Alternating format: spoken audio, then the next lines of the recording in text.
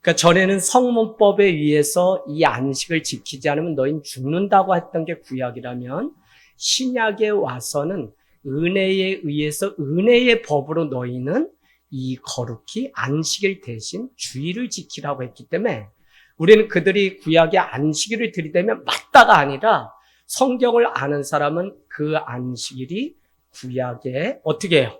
신약의 주일로 승화된 은혜의 법임을 우리가 연결할 수 있습니다. 그래서 신구약은 이와 같은 사건이지만 다르게 보는 다양성이 있는가 하면 또 한 구원을 향해서 통일성을 가지고 가요. 그래서 이게 우리가 성경을 전체적으로 보는 기본적인 눈을 가지고 있어야 되는데 그러려면 성경의 전체를 꿰뚫어서 아는 것이 중요하다. 그 말씀을 드리는 겁니다. 자, 1번. 우리는 매번 예언서를 우리가 읽으면 한결같이 괴로운 게 뭐냐면 똑같은 이야기예요. 그건 너희 회개하라. 그렇지 않으면 하나님의 심판이 있고 회개하면 하나님의 구원이 있다. 라고 하는 패러다임으로 우리에게.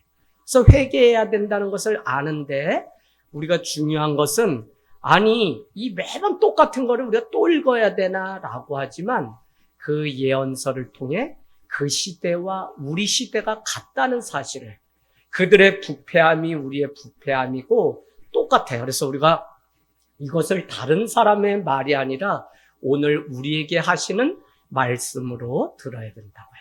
2번 예언서를 제가 정리를 해놨어요. 특별히 미가서는 주전 8세기에 그러니까 오늘 미가서는 700에서 720년 30년경에 기록되었으니까 북이스라엘이 700 BC예요. 722년에 아수르에게 멸망을 당하고 나니까 그 북이스라엘이 지금 이 미가서가 기록될 당시에 얼마나 긴박한 상황인지 우리는 이해를 하면서 8세기에 그랬구나. 동시대의 선지자였던 이사야가 같이 활동을 하는데 이사야는 도시의 멸망을 향해서 외쳤다면 오늘 미가는 그냥 시골의 서민적인 예언자예요. 그러니까 그의 보는 게 다르다고 하는 사실을 이게 왜 중요하냐면 우리가 책을 한 권 쓴다 그러면 그 책이 무슨 글 재주가 좋아서 쓰는 게 아니라 이재학이라고 하는 사람이 강원도에서 태어나서 그냥 끊어진 다리 건너고 제가 얘기했어요. 아니 어떻게 이 장마의 시골을 왜 가? 응? 죽을라고 가? 막 이래. 아니 집을 들여다봐야 되니까 간다 이렇게 얘기했어요. 그때 너무 걱정해서 제가 뭐라고 했냐면 상추 드셔가지고 졸리구나 벌써. 자 그래서 제가 뭐라 그랬냐면 아니 9살 때 주청강에 있는 흑달이 건너갈까 말까 학교를 가야 되는데 건너갈까 말까 하니까 울타리에서 선생님이 빨리 건너오라고 수업 시작한다고 막 하는데 조금 늦게 그냥 매 맞느니 지금쯤 가가지고 타협하자 이래서 제가 그래도 행동대장이었는데 3명을 이끌었는데 가자 이러고 흑다리를 빨간 흙물이 지나가는 그 다리를 건너는데 조금 선택이 늦었어. 물이 벌써 흑다리까지 차가지고 중간쯤 가니까 다리가 빨간 물에 떠내려가는데 그 9살에 가다가 저는 버들강아지 잡고선 밖으로 나와서 살고 우리 친구 2명은 횡성에서 영월까지 떠내려갔다가 살아가지고 왔어요. 그러니까 김일성이 솔방울 타고 뭐 했다는 정기문이 아니야. 9살에 이미 떠나는 이 흙물 그냥 주청강 엄청 큰 데서 이미 살아난 전적이 있어서 내가 무서워 안 해. 이런 개인의 이야기들이 다 녹아서 글 하나가 나오는 것처럼 예언자가 도시 사람이냐 시골 사람이었냐에 따라서 그의 인생 배경이 다 녹아져서 그가 오늘 이 예언. 그래서 이사야는 도시 귀족 예언자였다면 오늘 우리가 본 미가는 시골 서민 예언자다. 그러면 3번 예언자를 우리는 히브리어로 나비라고 하는데 나비의 역할은 무엇이냐면 하나님의 말씀을 이스라엘 백성에게 전하는 중간자가 뭐냐면 나비, 예언자예요, 예언자. 그거를 더 정확하게는 대언자라 그래요. 대언이라는 것은 하나님의 말씀을 대신 전한다는 대언자, 이게 더 정확한 표현이에요. 내 얘기가 아니라 하나님께 받은 그 말씀을 그 시대의 백성들에게 전하는 게 예언자. 그러니까 오늘 1장 1절 가보실래요? 1장 1절. 유다 왕들 요담과 아하스와 히스기야 시대의 모레넷 사람, 모레넷 출신이에요. 미가에게 임한 여호와의 말씀 곧 사마리아와 예루살렘에 관한 묵시라. 그러니까 미가서는 독특한 게 남유다와 북이스라엘 두 나라의 멸망과 회복에 대해서 얘기했어요. 오늘 보통은 한 나라에만 속해 있는데 미가는 이 서민이라 그런지 멀리 왜 이렇게 농사 짓고 막 이러다 보면 그냥 저 도시가 다 못마땅한 거잖아. 그러니까 여기 동네 면장도 못마땅하고 저기 서울의 대통령도 못마땅하고 그러니까 그냥 다 싸잡아가지고 비판한 사람이 미가 선지자. 그러면 오늘 1장 1절에 미가에게 임한 여호와의 말씀을 전했다 그래요. 자기 말씀이 아니라 예언자, 대언자들은 항상 표현이 뭐냐면 자기에게 임한 여호와의 말씀을 전하는 거예요. 그러면 여러분 여기서 한번 제가 질문 던져볼게요. 이성기 집사님, 앞에 있는 목사님이 나 싫거든.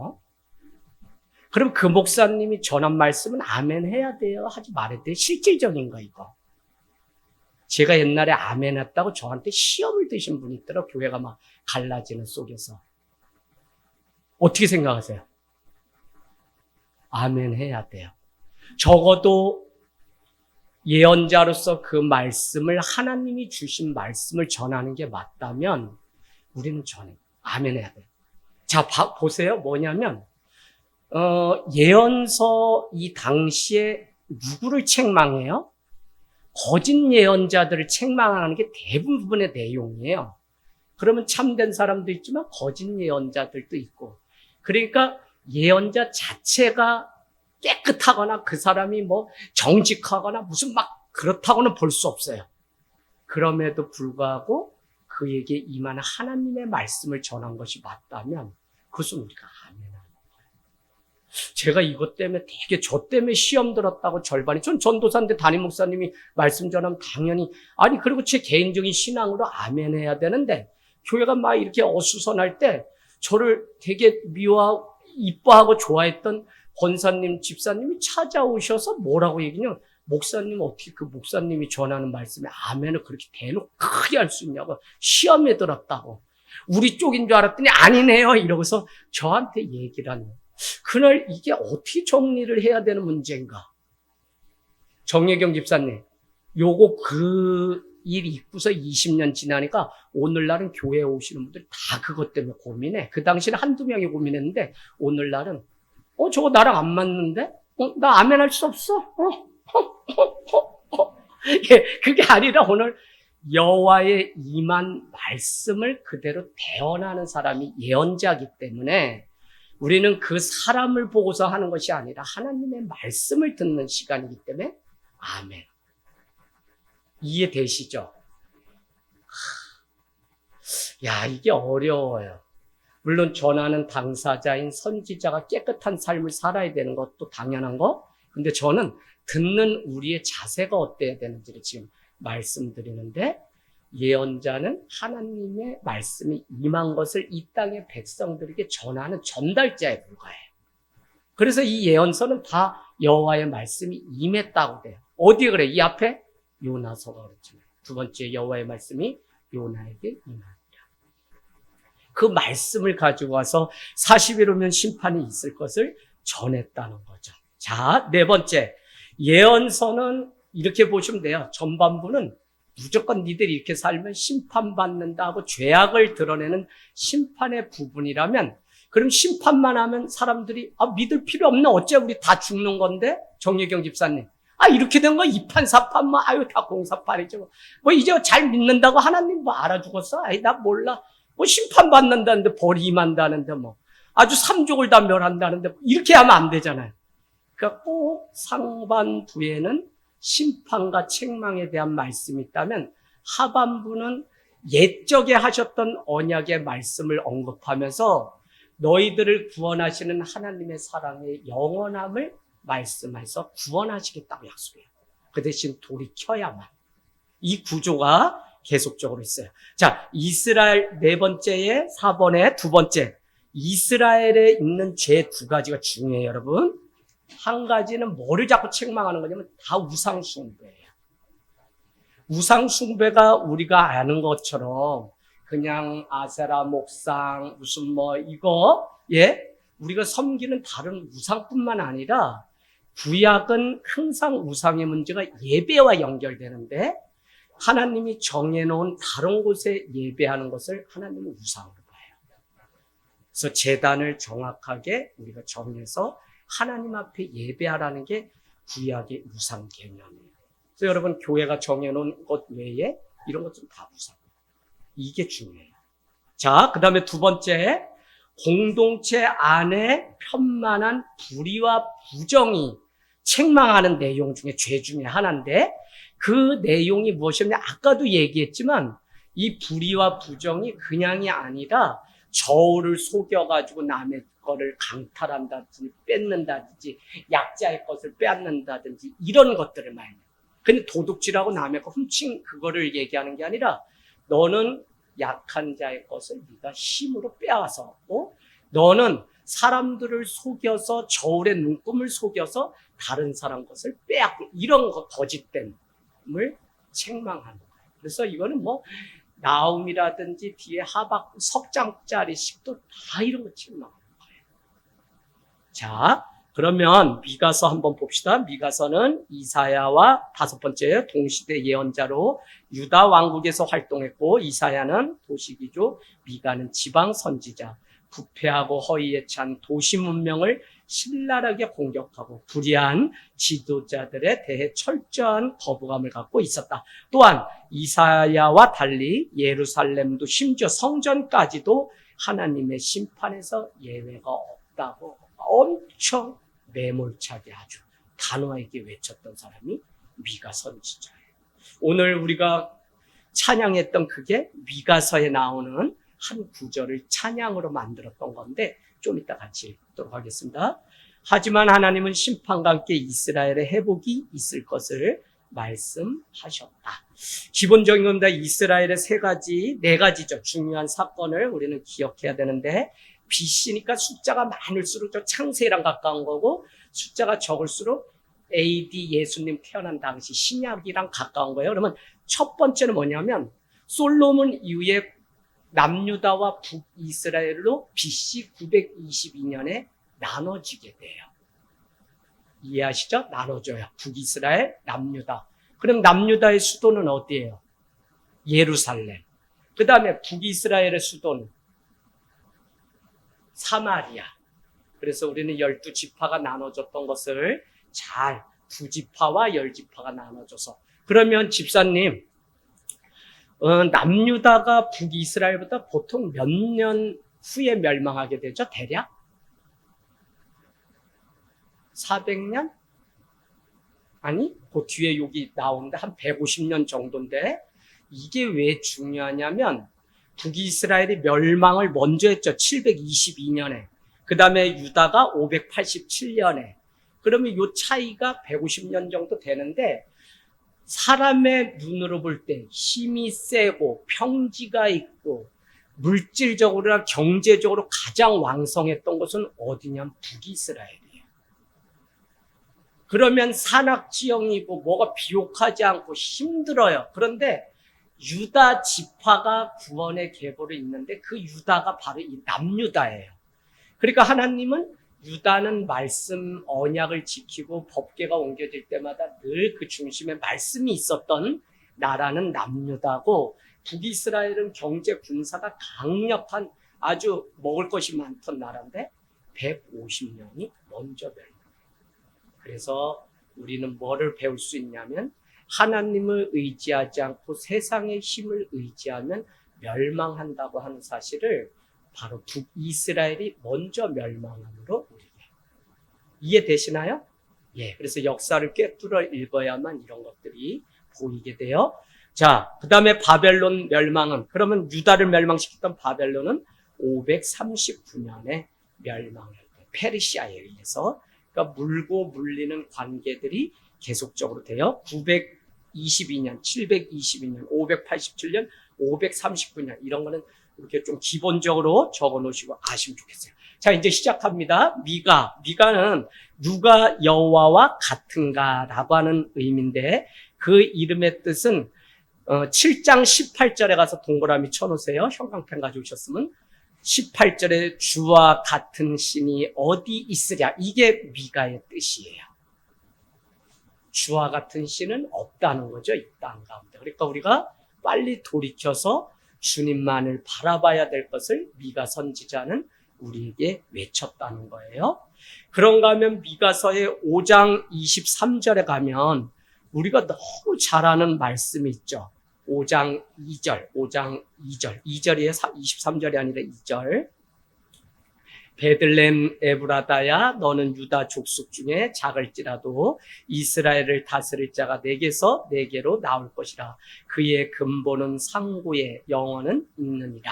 이게 어디에 나오냐면 마태복음에 또 나오죠. 너 유대 땅 베들레헴아 너는 유대골 중에 결코 작지 않다. 너희 중에 이스라엘을 다스릴 한 목자가 나오리라. 예수님의 탄생에 대해서 예고했던 본문이 미가서에 있어요. 그죠? 베들레헴은 뭐죠? 은혜의 떡집이라는 뜻이고 에브라다는 큰 열매라는 뜻이에요. 그러면 에브라다는 뭐냐면 베들레헴의 옛 지명 이름이 바로 에브라다예요. 그러니까 붙여서 같이 이야기를 하는 거예요. 자, 그곳에 예수 그리스도가 통치자로, 지도자로 이 땅에 오시는 것을 설명하고 있어요. 그런가 하면 여러분, 여기 읽다 보면 구분하셔야 되는 게 내 백성이 나오고 이 백성이 나와요. 내 백성, 이 백성. 한번 찾아볼게요. 내 백성, 이 백성. 제가 어디에 표시해 놨는데, 많이 나와요. 내 백성, 이 백성. 그러면 내 백성은 무슨 의미냐면, 가난한 자, 약자를 내 백성이라고 하나님은 말씀하시고, 이 백성은 억압하고, 이렇게 수탈하는 자, 당하는 자. 수탈하는 자예요. 하는 자. 당하는 자가 아니라 수탈하는 자를 이 백성이라고 그렇게 얘기해요.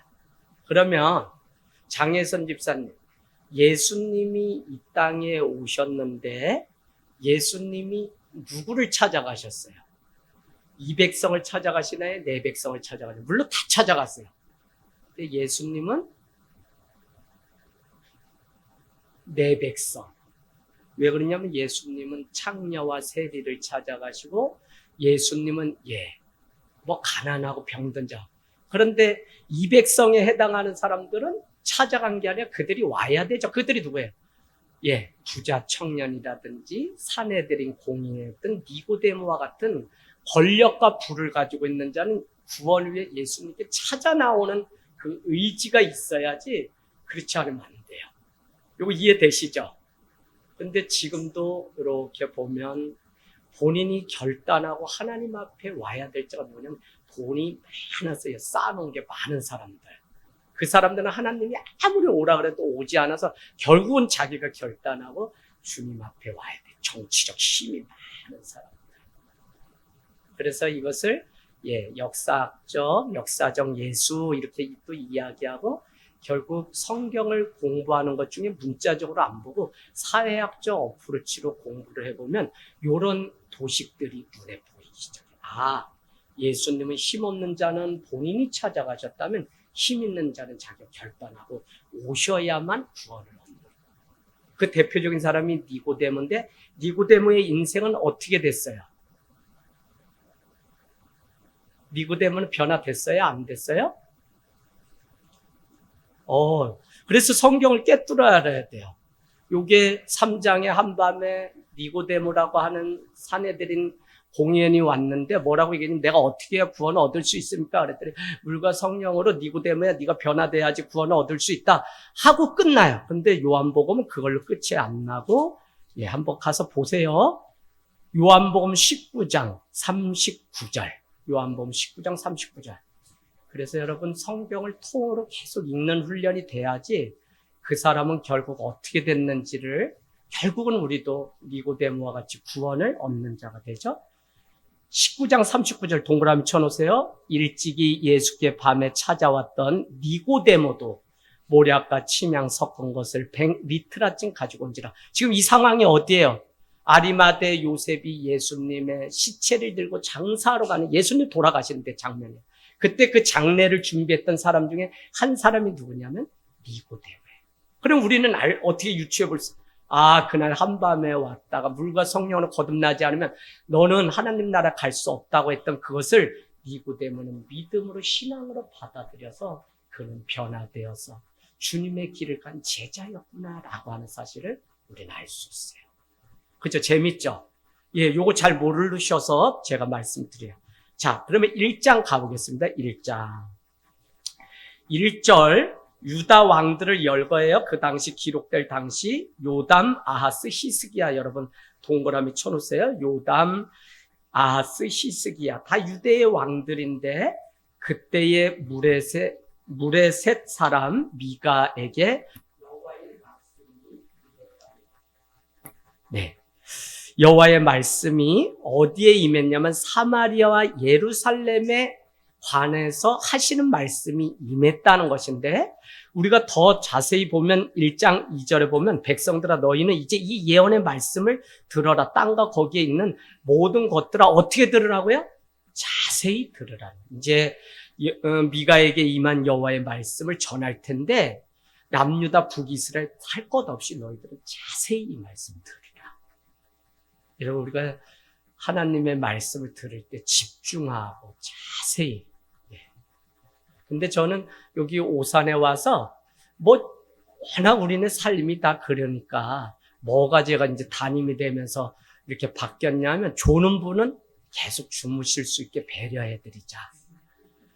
그거를 어떻게 해보냐면 이렇게 해서 한번 박수 쳤는데도 그래서 CTS에서 목사님 설교를 왜 자꾸 이렇게 하고 뭐 애들 이름이 나오고 막 이래요. 그러면 자는 사람 깨우다 보니까 이게 버릇이 됐어요. 이럴지. 근데 요렇게 했는데도 못하면 사모님 이불 갖다 덮으셔서 완전히 주님 집에서 푹 주무시도록 해주세요.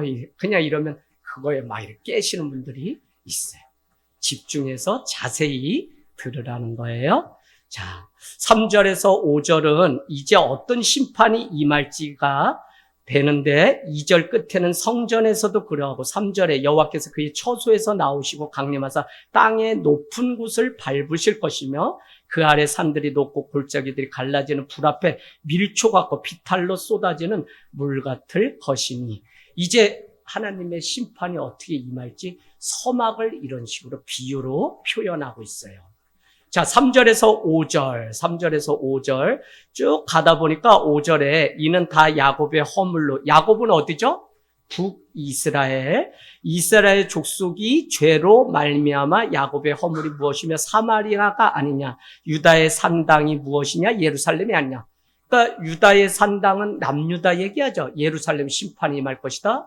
야곱의 허물, 그건 뭐예요? 북이스라엘. 그래서 그곳에 하나님이 남유다와 북이스라엘에 임할 것을 그렇게 말씀하고 있어요. 5절에서 7절에는 사마리아, 유다 모두 망할 것이라고 7절, 6절. 이러므로 내가 사마리아 들의 무더기 같게 하고 포도심을 동산 같게 하고 그 돌들을 골짜기에 쏟아내리고 그 기초를, 그 새긴 우상들은 다 부서지고 그 음행의 값을 다 불살르고 해서 쭉쭉쭉쭉 해서 하나님의 심판이 있어서 사마리아, 유다, 남유다, 북이스라엘 할 것 없이 다 멸망할 것을 미가는 예언했다고요. 10절에서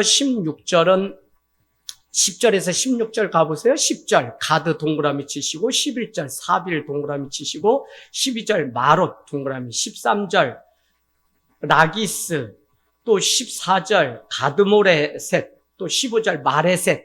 거기에 다 뭐라고 얘기하는 거냐면 예외 없이 하나님의 심판이 임할 것을 지명 이름과 함께 해요. 그러니까 미가가 지금 이게 선지자가 소선지자지만 7장 안에서 시작을 이렇게 강력하게, 그 당시 이사야나 미가 선지자 때 북이스라엘이 멸망했는데, 여러분 성경에서 멸망한 게 힘이 없어서 멸망했다 그러나요? 안 그래요.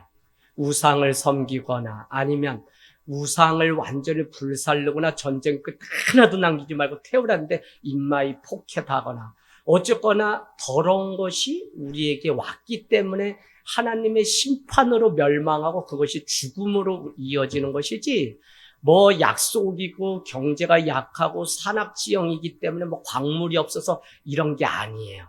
그래서 우리는 영적으로 이렇게 보면 이 7개 지역이 다 타락하였기 때문에 어느 누구도 예외 없이 하나님의 심판이 임할 것을 미가서 얘기해요. 자, 2장으로 가겠습니다.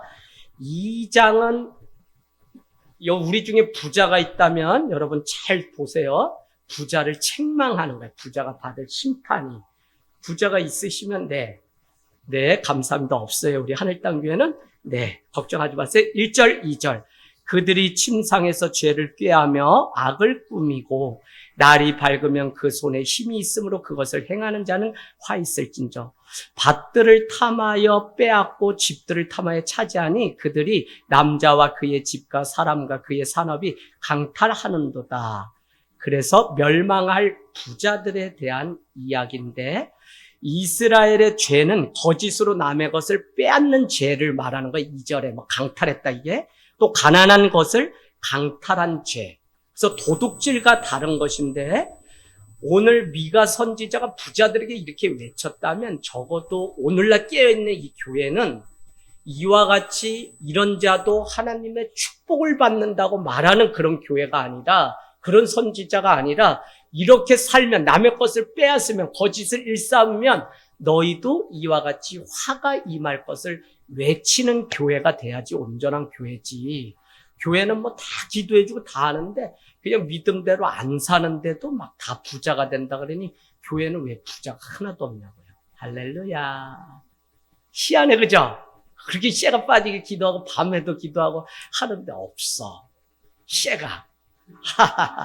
자, 그래서 우리 교회는 거짓으로 남의 것을 빼앗거나 가난한 것을 강탈하면, 가난한 자에 강탈하면 우리는 외쳐야 되는데, 이 일을 위해서 교회가 여러분 가장 중요한 게 뭐냐면 예언자적 외침이 지금도 필요해요.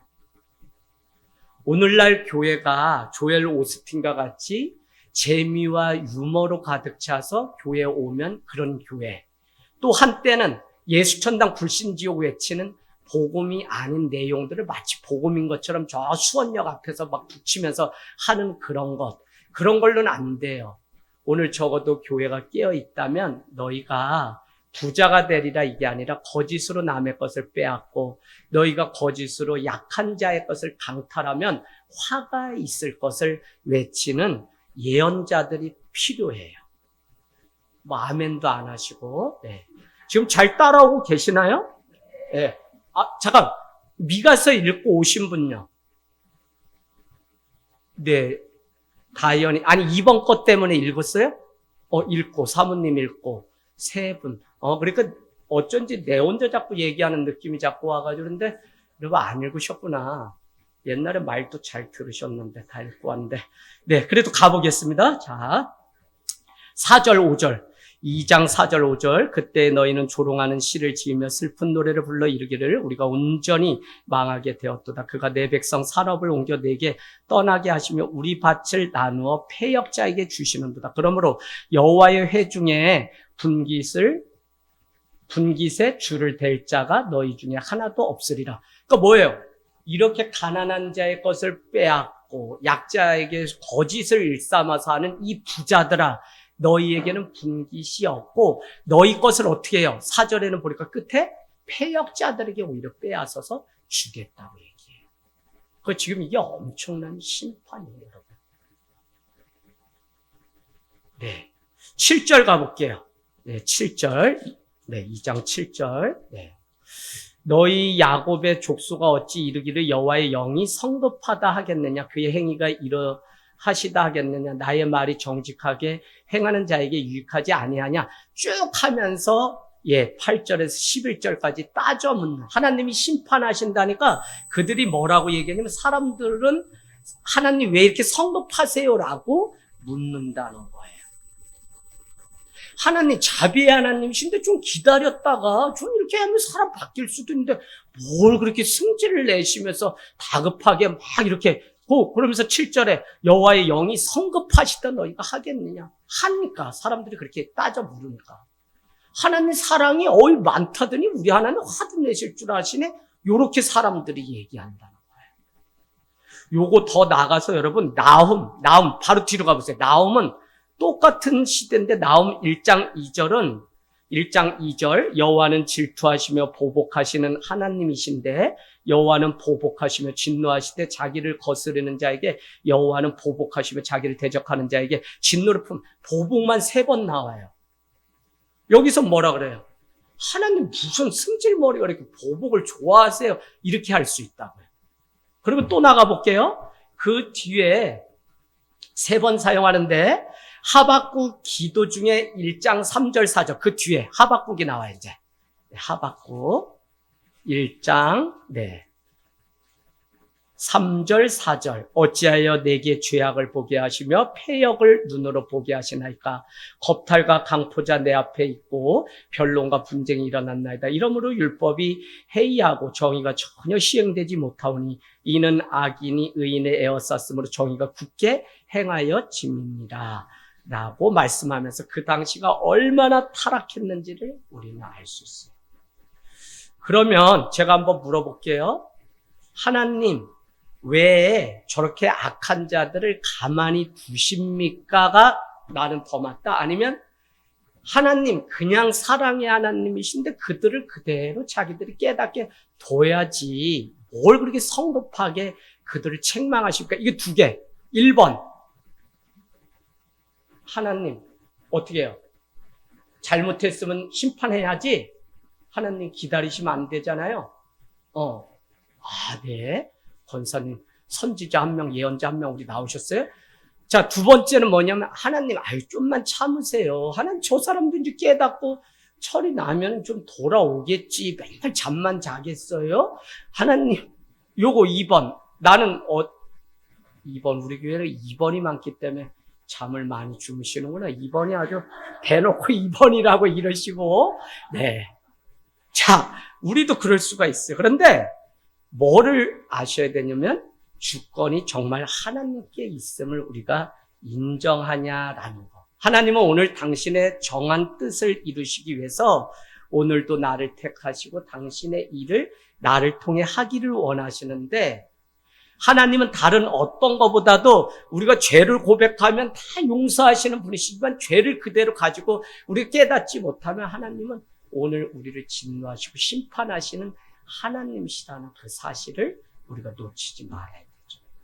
그래서 인간의 판단과 정의가 아니라 하나님 당신이 판단하시고 하나님이 당신이 마지막에 심판하실 것을 성경 예언서는 계속 얘기하는데 그죠? 그러니까 사람들이 하나님 뭐 이렇게 성급하게 그러세요?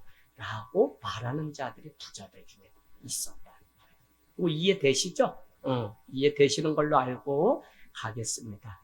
그래서 성경에 우리는 늘 말씀에 물어봐야 돼요. 그러면 하나님이 대답을 하세요. 8절에서 11절. 2장 벌써 다 끝났어요. 8절에서 11절 쭉 가면 10절에 이것은 너희가 쉴 곳이 아니니 일어나 떠날지어다. 이는 그것이 이미 더러워졌습니다. 그런즉 반드시 멸하리라. 그 멸망이 크리라.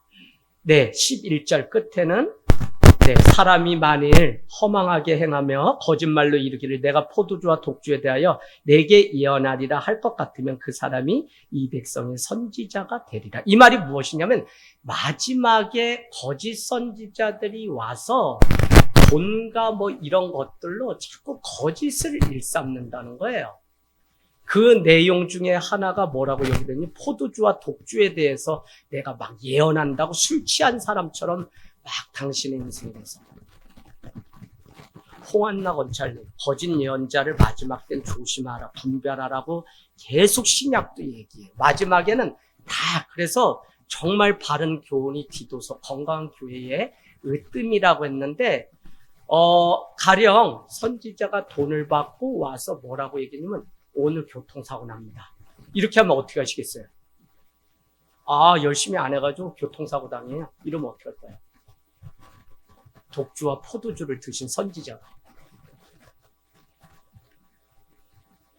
근데 그때 우리가 어떻게 해야 돼요? 교통사고 뉴스에 보니까 많이 나는데 저는 뭐 오늘 아침에도 그냥 누가 그랬는데 멀쩡히 잘 왔어요. 주님의 은혜로. 이렇게 둘러칠 수 있는 재주가 있어야죠. 오늘 너 그렇게 하면 너 자력 이렇게 누가 거짓 예언자가 하면 어떻게 하겠어요? 이미아 집사님 어떻게 하시겠어요? 몰라요. 이러면 다 잡아가요. 큰일 나요. 예. 바로 이 거짓 예언자들의 이야기가 뒤에 계속 나와요, 지금. 자, 그래서 우리가 이렇게 행할 것이다. 악한 자에게 하나님이 이렇게 행할 것이다. 11절에서 13절. 악한 사람은 멸하지만 남은 자는 하나님이 인도해 주실 것으로. 어떻게 13절에 보니까 길을 여는 자가 그들 앞에 올라가고 그들은 길을 열어 성문에 이르러서는 그리로 나갈 것이며 그들의 왕이 앞서가며 여호와께서 선두에 서리라. 그러니까 우리가 죄가 있는데 죄는 미워하지만 하나님의 사랑은 그 죄인을 미워하지 않아요. 이게 아이러니예요. 죄는 미워하는데 죄인은 구원하시려고 하신 게 하나님의 사랑이니까 참 이걸 어떻게 우리가 설명할 방법이 없잖아요. 그래서 결국은 심판, 거짓, 또 부자들이 멸망할 것을 예언하시고도 내가 앞서서 너희들을 이끌겠다. 왕이신 예수 그리스도가 이끌겠다고 그렇게 예언했어요. 3장으로 가겠습니다. 3장 1절. 우리가 잘 아는 내가 또 이르노니 야곱의 우두머리들과 이스라엘 족속의 통치자들은 들으라. 정의를 아는 것이 너희의 본분이야. 거짓 선지자, 예언자, 우두머리들이 자꾸 사람을 속여가지고 하니까 오늘 성경은 정의에 대한 거. 그래서 공의와 정의에 대한 부분이 나오는 게 미가서예요. 미가서. 이게 왜 중요하냐면 신약에 너희는 박하와 또 근체 다 그 작은 것까지도 다 떼어서 11조를 너희는 드리면서 너희의 삶에 뭐가 없냐면 공의와 정의가 없다고 예수님이 책망한 것을 보면 우리가 뭐 해야 되는 율법적인 건 싹 하는데 뭐가 없냐면 공의와 정의는 지키지 않는다면 그것은 하나님이 온전한 믿음으로 보시질 않잖아요. 이거 이해되시죠? 네, 그래서 이 미가서의 말씀이 이제 정의를 이야기하는데 2절, 3절 너희가 선을 미워하고 악을 기뻐하여 내 백성의 가죽을 벗기고 그 뼈에서 살을 뜯어 그들의 살을 먹으며 그 가죽을 벗기며 그 뼈를 꺾어 다지기를 냄비와 솥 가운데 담을 고기처럼 하는도다. 이렇게 악을 행할 것을 이야기해요. 4절은 그것에 대해서 그때에 그들이 여호와께 불을 지질지라도 응답하지 아니하겠고 그들의 행위가 악했던 만큼 그들 앞에 얼굴을 가리리라. 5절 내 백성을 유혹하는 선지자들은 이에 물 것이 있으면 평강을 했죠. 이게 뭐냐면 이에 입에 누군가에게 사기를 쳐서 먹을 것을 이렇게 주면 어떻게 돼요? 평강하라 라고 얘기하고 또 입에 무엇을 채워주지 아니하면 전쟁을 준비하라 라고 이렇게 겁을 준다고요. 그래서 선지자에 대해서 여호와께서 이르시되 그래서 여러분 이 거짓 선지자에 대한 책망을 오늘 하고 있는 거예요. 근데 두 가지잖아요. 거짓 선지자 그가 심판받는 거 우리가 또 거짓 선지자를 참인 줄 알고 쫓아가는 이게 문제인데 그들은 다 사람을 위협하고 겁을 주는데 그게 뭐냐면 종교라고 그랬어요. 종교는 두려움에서 시작해서 비나이다를 하는 게 종교인데 우리 복음은 그것이 아니라 하나님의 기쁜 소식 때문에 구원의 그 여정 때문에 하나님 앞에 그래서 이제는 종교를 버리고 복음을 믿으라고 오래 외쳤던 게 종교인들은 이렇게 겁을 조장하면서 그 입에 당겨오면 평강이 있으라 그 입에 먹을 것을 채워주지 않으면 너 이제 전쟁을 준비하라 라고 말하는 일들이 3장 5절에 있다. 그때 우리가 이 복음 앞에 바로 서서 깨어 있어야 된다는 거죠. 자, 유혹하는 선지자들 달콤하고 전쟁 얘기하고 그러나 5절에서 8절에 가보면 그들의 눈을 가려서 하나님이 보지 못하게 할다. 6절에 가보세요. 그러므로 너희가 밤을 만나려니 이상을 보지 못할 것이요 어둠을 만나니 점치지 못하리라 하셨나니 이 선지자 위에 해가 져서 낮에 깜깜하고 선견자가 부끄러워 술객이 수치를 당하여 입술을 가릴 것이며 하나님이 응답하지 아니하시거니와 오직 나는 여호와의 영으로 말미암아 능력과 정의와 용기로 충만해져서 야곱의 허물과 이스라엘의 죄를 그들에게 보이리라. 남유다 북이스라엘의 죄를 다 보이겠다고 말씀하고 있습니다. 11절에 더 가보면 가감도 아니죠. 11절에 3장 10절 그들의 우리 우두머리들은 뇌물 동그라미 뜻에 뇌물을 위해 재판하고 그들의 제사장은 싹을 위하여 교훈을 막 얘기를 하고 그들의 선지자는 돈을 위하여 점을 치면서 여호와를 의뢰하여 이르기를 여호와께서 우리 중에 계시지 아니하냐 재앙이 우리에게 임하지 아니하리라 하는도다. 그러니까 이와 같은 우두머리는 뇌물을 위해서, 제사장은 삭을 받기 위해서, 선지자는 돈을. 여러분 이 시대가 언제? 오늘날 일이에요. 벌써 뭐 선지자가 뭐고 돈 이거 받기다가 교회가 다 이것 때문에 망하지. 그래서 여러분 기도가 참 너무 중요해요. 자, 하나님은 공의롭고 선하시기에 하나님은 죄를 저지른 사람은 하나님이 무섭다 그래요. 무슨 얘기냐면 하나님이 공의롭고 정의롭기 때문에 자기가 죄를 지은 사람은 하나님 참 무섭다.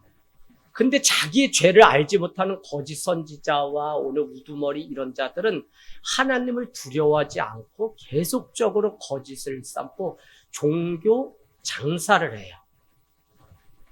이 시대가 비가의 시대예요. 어쨌거나 오늘 이렇게 하시고 집에 가서 한번 더 여러분 보시면 좋겠어요. 자, 하나님이 나도 이런 사람인 것을 보게 해달라고 우리는 예언서를 읽으면서 기도하는 마음으로 읽어야지.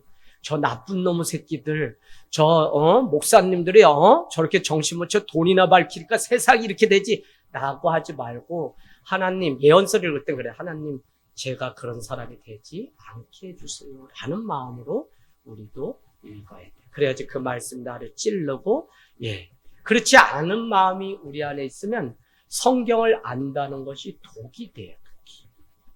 내가 이와 같이 나도 이런 거짓 선지자, 나도 이런 우두머리가 될 수 있으니 선견자가 될 수 있으니 하나님 나는 이런 사람이 되지 않게 해주십시오라고 하는 인정, 그것이 먼저 있어야만 그 말씀이 나를 찌르지 그렇지 않으면 우리가 상관없는 말씀이 돼요. 4장 5장 다 왔습니다. 회복과 구원에 대한 말씀을 이제 말씀해요.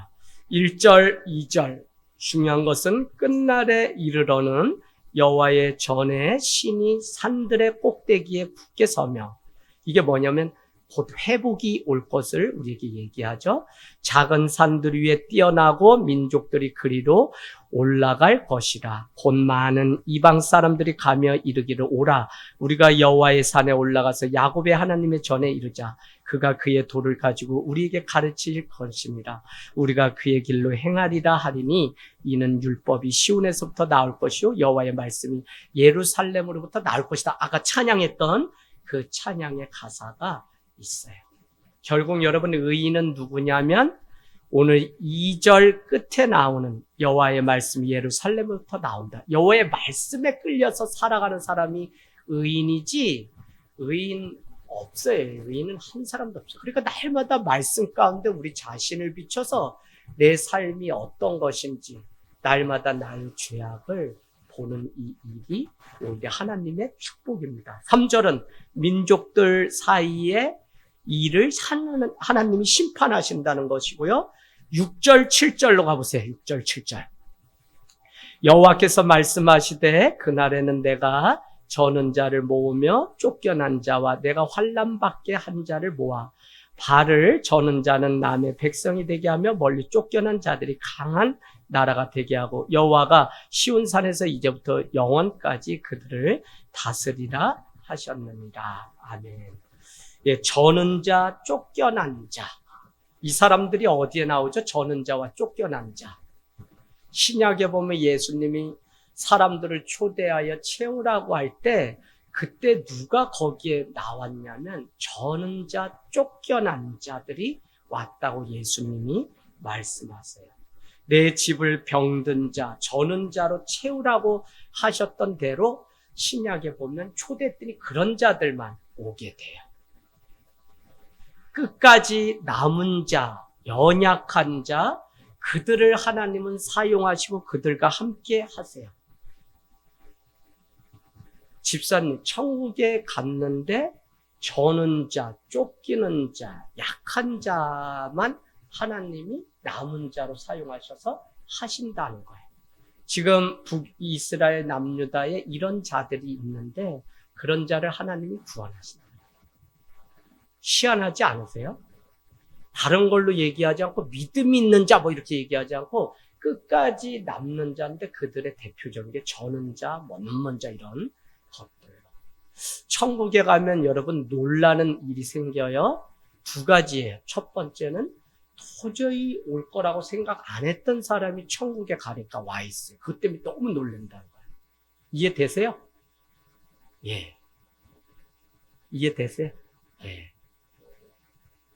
회개하기 때문에? 네.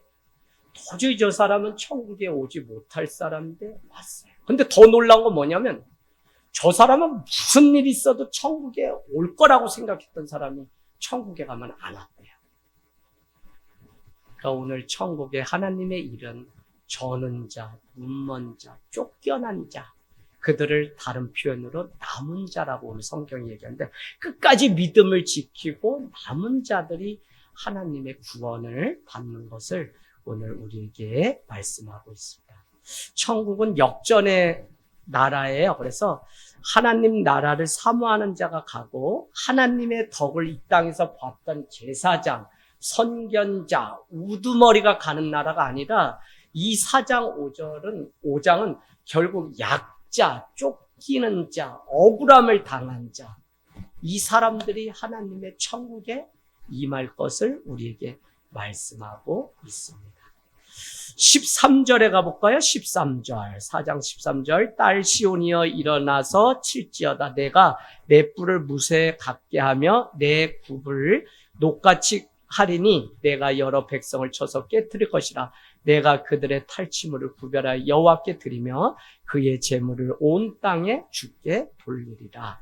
그래서 이방 민족이 원하는 대로 되지 않고 결국은 하나님을 믿는 우리에게 하나님이 회복시켜서 하나님의 백성들을 높여줄 것을 우리에게 말씀하고 있습니다. 5장 2절에 베들레헴은 은혜의 떡집이라는 뜻이죠. 그래서 우리는 교회로 이야기를 한다면 에브라다는 열매를 많이 맺는 것 이런 의미예요.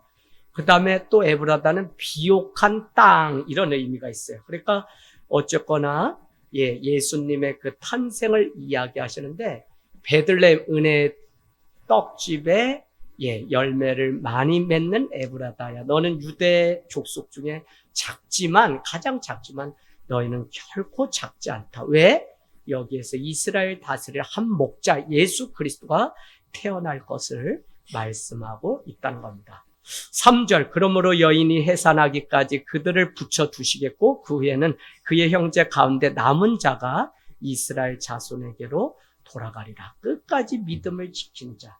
해산하기까지는 10달의 시간을 얘기한 게 아니라 하나님의 때가 이를 때까지 참고 믿음으로 견딘 자가 바로 3절 끝에 남은 자가 이스라엘 자손으로 돌아오리라 라고 합니다. 결국 이것은 우리가 3차에 걸쳐서 포로에서 돌아왔죠. 누구 그래요? 스룹바벨 또 에스라 니에미야의 때에 3차에 걸쳐서 바벨론의 포로로부터 돌아온 것을 보면 오늘 너희가 이방 땅에서 돌아오리라 라고 했던 언제까지요? 해산의 때까지 참고 견디는 자가. 그러니까 하나님의 때가 될 때까지 참고 견디는 자가. 권사님 하나님의 때가 참 알고 싶죠, 그죠? 그래도 저기 무당 쫓아가면 안 돼요. 그래서 거기가 자꾸 때를 알려준다는데 저도 해봐서 다 알아요. 옛날에 눈 밑에 눈물점이 있어서 중학교까지 그 장사를 했어요. 이번 여자친구 2달 만에 헤어지겠네. 그러면 저한테 쫀디기를 사주거나 이러면서 어떻게 하면 되는지 저는 그때가 여자친구 한 번도 사귀어 본 적도 없고 손도 잡아본 적도 없는데 연애 상담은 제가 다 요 흑점 가지고 했다가 더는 이렇게 살면 안 되겠다 해서 흑점을 돈 주고 뺐습니다. 예, 7절, 8절. 예, 네. 네, 뭐 웃으시려면 웃으시고요. 예, 7절, 8절. 야곱의 남은 자, 8절에도 야곱의 남은 자, 구원받는 자를 얘기하는 거예요. 야곱의 남은 자는 많은 백성 가운데 있으리니 그들은 여호와께로부터 내리는 이슬 같고 풀이에 내리는 담비 같아서 사람을 기다리지 아니하며 인생을 기다리지 아니할 것이며 야곱의 남은 자는 여러 나라 가운데 많은 백성 가운데 있으리니 그들은 숲의 짐승들 중에 사자 같고 양떼 중에 젊은 사자 같아서 만일 그가 지나간 줄 밟고 찢으려니 등이 구원할 자가 없으리라. 예, 환난 가운데 건져내는데 주님이 9절에서 10절 쭉 읽어보면 원수를 멸망시키고 하나님의 심판이 있어서 하나님의 정의를 세우겠다고 하는 약속을 우리에게 주셨어요. 6장 가겠습니다. 6장 1절. 너희는 여호와의 말씀을 들을지어다. 너는 일어나서 산을 향하여 변론하여 작은 산들이 내 목소리를 듣게 하셨으니. 들으라는 거예요. 들으라. 4절, 5절 가볼까요? 4절, 5절. 6장 4절, 5절 쭉 얘기해요. 이르시기를 3절 내 백성아 내가 무엇을 너희에게 행하였느냐 무슨 일로 너를 괴롭게 하였냐 너는 내 증언이다. 내가 너를 애굽 땅에서 인도해내서 종살이할 때 속량했어요. 모세 아론과 미리암 내 앞에서 보내지 않느냐. 5절 내 백성아 너는 모압 왕 발락의 꾀한 것을 부올의 아들 발람이 그에게 대답한 것을 기억하며 시딤에서부터 시딤에서 길갈까지 여호수아 나오자 이를 기억하라. 그리하면 나 여호와가 공의롭게 행한 일을 알리라 할 것이니라. 하나님의 그 구원의 희망의 메시지가 지금 등장하고 있어요. 그래서 우리 이 이스라엘, 이 남유다 북이스라엘이 하나님이 애굽 땅에서 시딤과 길갈에서 베푸셨던 그 은혜를 기억할 것을 말씀하고 있어요. 네. 8절. 네. 자, 중요한 거 있네. 6절에 8절. 우리가 잘 알죠. 6절에서 8절.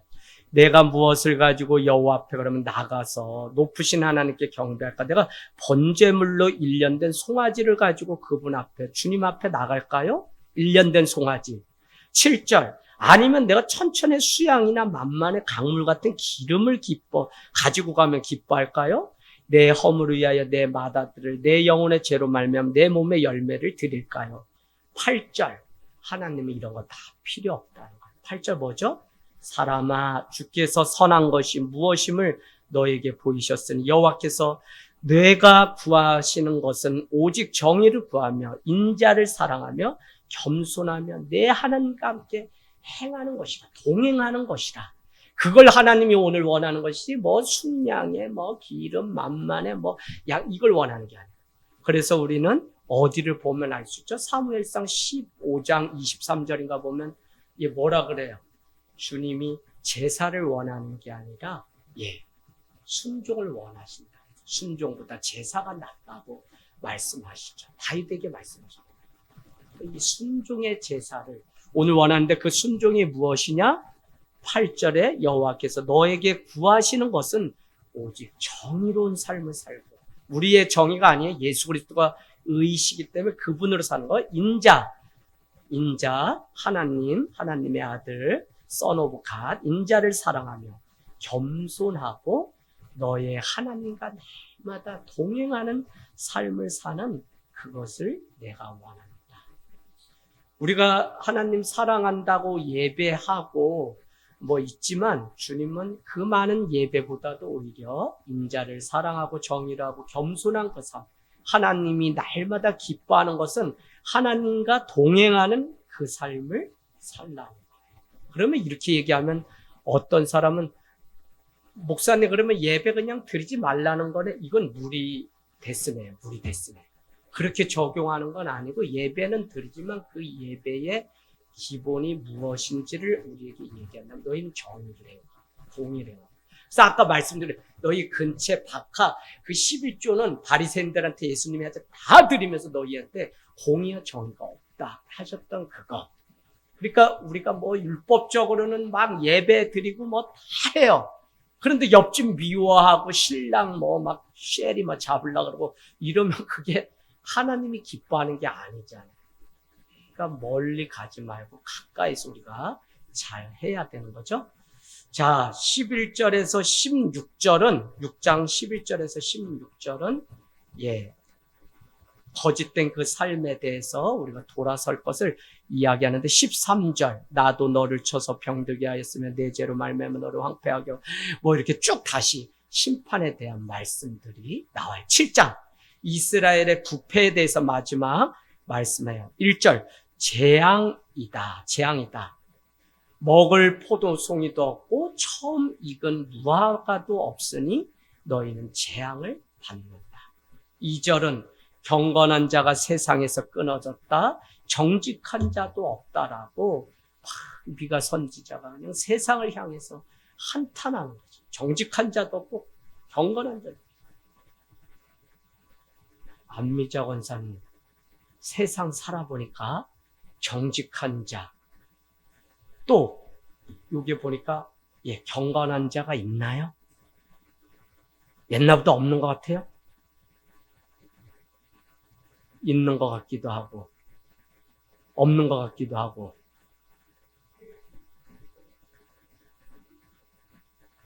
눈으로 보여지는 건 있는 것 같은데 실제는 보니까 아니다. 그런 거예요? 동네 권사님들 어울려 보시면 어때요? 아닌 것 같아요? 그럼 어떻게 해요? 다 그렇게 살다 가는 거예요 그러면?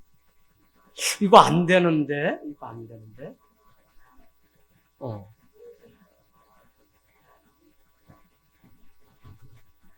혹시 다른 할마 씨들이 권사님을 그렇게 보는 거 아니에요?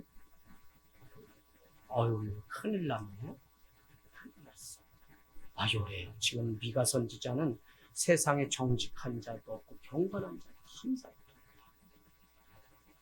주님이 원하시는 경건은 뭐라 그랬어요? 야고보서에 주님이 원하시는 경건은 뭐라 그랬죠? 경건 여러분 이 개념 잘 잡아놓으시면 좋은데 이거 다 관련 있는 것 같아요. 네. 주님이 원하시는 경건은 1장 끝에 절이에요. 27절. 신약 371페이지. 26절. 1장 26. 누구든지 스스로 경건하다 생각하며 자기 혀를 재갈 물리지 아니하고 자기 마음을 속이면 이 사람은 경건은 헛것이라. 하나님 아버지 앞에서 정결하고 더러움이 없는 경건은 곧 고아와 과부를 그 환난 중에 돌보고 또 자기를 지켜 새 속에 물들지 않게 하는 것이 정결하고 깨끗한 경건이다.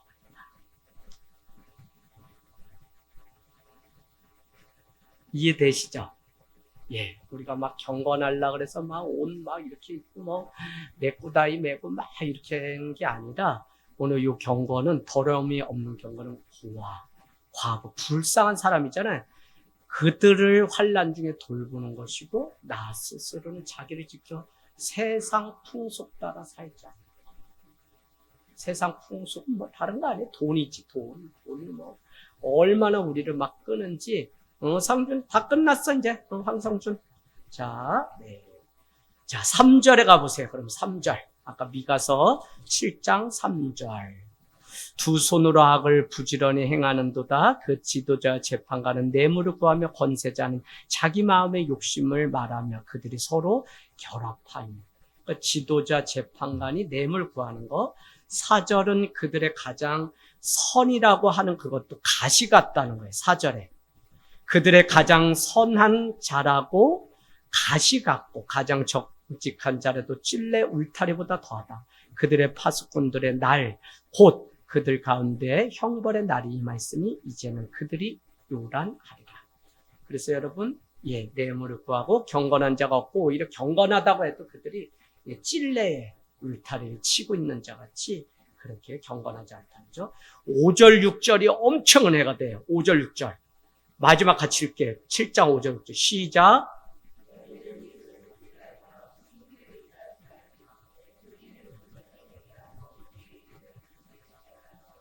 아들이 아버지를 멸시하며 딸이 어머니를 대적하며 며느리가 시어머니를 대적하더니 사람의 원수가 곧 자기의 집안 사람이로다.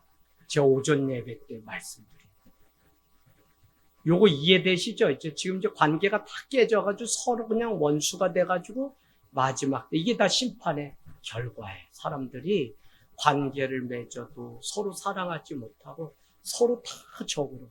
근데 여기 가장 가슴 아프게 어떻게 그 쌍팔년도도 아니고 옛날인데 이렇게 며느리가 시어머니를 대적하리. 나는 아들이지만 이게 엄청 크게 다가오다. 사람의 원수는 멀리 있지 않고 자기 집안 사람이라 했지. 이거 아멘하면 안 되지. 이거는 아멘하면 안 되지. 또 다 아멘하면 안 되지. 그지? 근데 집사님, 요게 어떻게 맞는 것 같아요? 이제 마지막 때가 됐어요. 우리 다 그냥 주님 오셔서 더 망가지기 전에 얼른 가야죠. 또 그러기는 싫어요. 그러기 싫어요. 자, 오늘 가족의 두 얼굴이 있는데, 가족은요, 상처도 주고 위로와 기쁨도 주는 게 가족이에요. 근데 악해서가 아니라 내가 옳다고 이기는 순간 그 안에 다툼이 생겨요.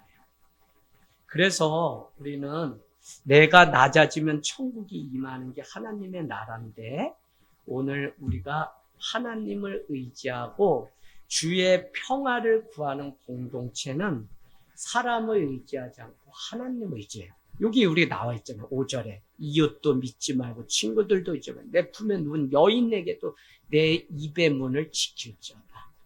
난 이제 집사람한테 얘기 안 하기로 했어요. 이렇게 적용하면 집사님 잘못된 해석. 요거 오전 설교 때 그래서 한 거예요. 말씀을 지킨다는 게 복음대로 살고 또 잘못된 해석을 조심해야 되는 거예요. 네. 가족을 위해 우리가 기도할 때 내가 먼저 날마다 새롭게 대할 수 있는 마음을 달라고 기도해야 되고요. 우리가 무슨 저주의 피가 아니라 가족 우리가 가만히 보면 내가 기도해야 되는 게 우리 가족이 무슨 이렇게 뭐라 그랬죠? 옛날에 유행했다? 가게에 흐르는 저주 이런 게 아니라 상담학을 공부해 보면 그 저주라는 표현보다는 오히려 가족 안의 환경과 여건이 부모님 때 그러면 자녀들에게도 그렇게 계속돼요. 그러니까 내가 우리 가족 안에 이런 관계를 깨진 거를 끊어버리는 사람이 되게 해주세요라고 우리가 기도하는 것이 필요하다.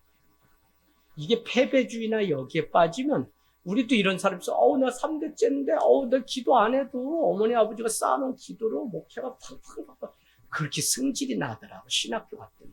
난 겨우 반대무릎 쓰고 이제 막 갔는데 적어도 3대 또 3대는 돼야지 또 뭐 이렇게 된다. 여자 자매들도 왜 형제 역할 할 때 3대는 돼야 되는. 그러니까 나는 뭐 다 찌끄러지야 뭘 될 게 뭐 없어. 공덕을 쌓으라면 절간에 아주 엄청나게 기와짜게 쌓아놓은 게 있는데 그건 하나님이 또 인정을 안 해주니까 3대가 되려면 할아버지, 우리 어머니 아버지 저 이렇게 가야지 내가 3대가 된다. 저가 예수를 처음 믿으니 이렇게 되냐. 그러니까 환경과 여건 이것을 우리가 먼저 내가 예수 믿은 자로서 그걸 끊고 하나님을 믿는 가문이 될 수 있도록 우리가 기도하는 그 일이 너무나 필요합니다. 9절 가보실래요? 나는 하나님께 범죄하였다고 미가는 오히려 고백해요. 회개하면 여호와가 다시 일으켜 세우고 광명 가운데 이르게 된다 하는 거예요. 그 구원은 지난번에도 제가 말했어요. 죄를 안 짓게 해주세요. 기도 물론 해야 되지만 죄를 안 짓는 것보다도 더 중요한 게 죄를 지으면 하나님 앞에 회개를 하게 해주세요가 하나님. 우리 죄 안 질 수 없어요. 아무리 깨끗하게 살아도 그냥 시골에 저도 이렇게 갔다 오면 집사람이 막 해서 뭐 이렇게 다 알아서 막 해주기. 집사람이 뭐 보니까 드라마 뭐야 하나에 꽂혀가지고 뭐 밥을 안 주고 막 이래서 몇 분 했더니 밥을 이제 차려줘가지고 싸우면 안 됐는데 얼마 자기 중심적이에요. 모처럼 쉬는 날인데 자기에서 뭐 하는데 내가 더 힘든 거 알아주기를 바라는 이런 마음이 우리 안에 있죠. 자, 우리 이제 말씀 마칠게요. 18절. 그래서 그렇게 얘기하는 주와 같은 신이 어디 있습니까? 주와 같은 신이 없다고요. 주께서는 죄악과 그 기업에 남은 자의 허물을 사유하시며 인애를 기뻐하심으로 진노를 오래 품지 아니하시고 다시 우리를 불쌍히 여기셔서 우리의 죄악을 발로 밟으시고 우리의 모든 죄를 깊은 바다에 던지시는 분이시라고요. 주께서 오히려 옛적에 우리 조상들에게 맹세했던 야곱에게 성실하게 베푸시고 아브라함에게 인애를 더하신다는 그 약속을 우리에게 또 베푸실 것이다 라는 게 이 미가서 선지자. 그러니까 다시 주와 같은 신이 없기 때문에 그분을 바라보고 그분께 돌아올 것을 우리에게 명령합니다. 네, 우리 기도하고 마치겠습니다.